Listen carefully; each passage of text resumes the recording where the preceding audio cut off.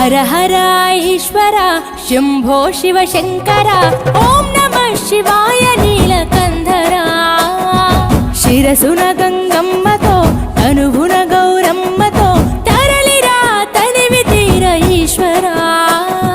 పొలిమేరలో వీరభద్రుడా వెండి కొండ మీద వెల్పు నీవురా ఇలాక పాలకాల భైరవ ఆ పాల నుండి కవరా నీ అగలే కాచీమైన కుట్టని మూడు కల్ల రేడువురా